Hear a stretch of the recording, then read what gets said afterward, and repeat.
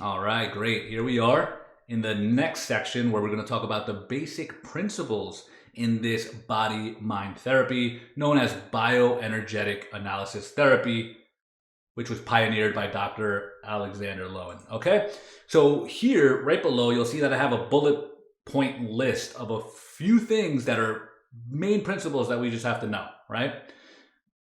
Alexander Lowen wrote many books about this stuff, so I'm just condensing it to just a few points that I want you to just be aware of, right? And I'll read them for you here and maybe say a little bit about each one. So the number one is the interaction between our mind and our body is a dialogue that flows both ways. Okay? The body mind connection has an understandable and ordered process to it. This is amazing.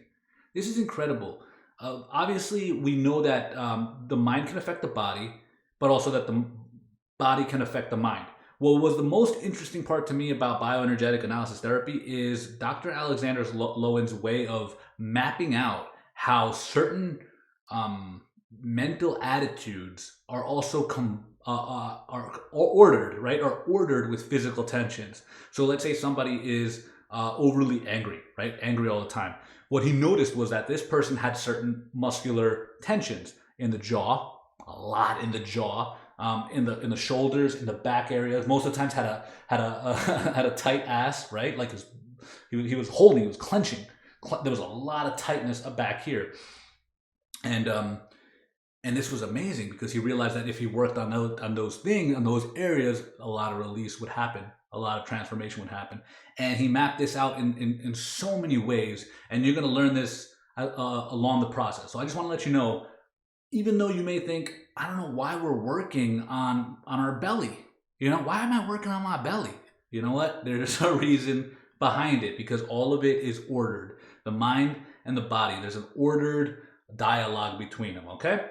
Lesson number two, or principle number two, is through the body mind connection, emotional difficulty and trauma is stored simultaneously in the mind as mental attitudes and in the body as physical tensions. So, whatever the trauma was that limited your ability to be free in yourself, it is both something that you're doing up here and that is coming out in your relationships in some way, but it's also a physical bodily thing. Okay, like let's say you get very shy around your boss, let's say, or teacher or whatever. You know, and there's a reason behind it. Something happened that makes you react that way, right?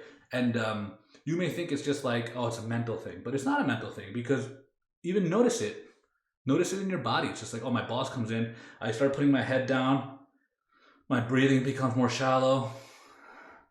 My hands start getting sweaty. My knees start getting weak or whatever it is. You know, you'll start really noticing these things as we're going through this whole journey together. Not only will you notice them, but you'll also start working on them, which is the cool part because as we mentioned before, the body and the mind have an understandable and ordered process to it, and the dialogue flows both ways. So as you start working with the body, the mind is going to change too, which is going to be so cool for you to experience. All right, number three is mental attitudes and physical tensions limit a person's ability to freely express oneself, reach out appropriately in the world, experience love in relationships, and even takes away from the pleasure of just being alive. Yeah, these are the neurotic holding patterns that you've probably heard us talk about, right? Um, Mental attitudes and physical tensions that block us from giving out love and block us from receiving love and, and much more. But let's just keep going. Occasionally, an internal conflict is so suppressed or repressed that it is beyond the reach of our ego awareness and cannot be worked on in the mind, but thankfully, it has become structured in the body and can still be confronted. So many things that happened in really early childhood, right? From like zero to to five, let's say, even earlier though. But a lot of those things we're not going to even remember unless it was a big traumatic moment. But we can still work on those. You know, we may not remember them, and we can't remember them, but our body through muscle memory does remember them, and we can still work on that traumatic experience. Another example is if something happens that's really traumatic in our life and we dissociate from it, or we just like for some reason this our brain does this just to like help us, I guess. It just like throws it in the back. It's just like, yo, that was way too crazy. This was not good. Throw it back there, you know? Um, that happens in our body too. Like the backside, you'll learn this as we go. The backside of our body, all the way down, legs, like the back of our legs, our lower back, takes on so much of that stuff, you know, because it's not shown to people. We don't want to show our insufficiencies, our traumas, our stuff. We don't want to face people with them, right? So what subconsciously what we do is we just throw it in the back, and then it stays as neurotic holding tensions, neurotic holding patterns in our lower back, in our lower legs, in the back of them, right? So we're going to work on all of that stuff. There's going to be some moments here where we're going to work on some suppressed stuff, okay? Through working on the body tensions, we're gonna uncover and unleash some of that, okay, and release some of the effects of the trauma. So let us quickly continue. At the same time as we're doing this, it's going to naturally transform our mental attitudes. Perfect. And then last one is working on the body and mind in this way increases one's ability to enjoy life, feel more vibrant, vital, be spontaneously confident, self-expressive, joyful, peaceful, and so much more. It's amazing. It is so true. It is so true. Once we just release this stuff, we act like children again, in a way, right? Conscious, socialized children, right? So like you see like a child, they're just like free to do the thing, they just start jumping and just act a little crazy. You'll be able it sounds dumb, but you'll have the ability to act crazy if you want to act crazy.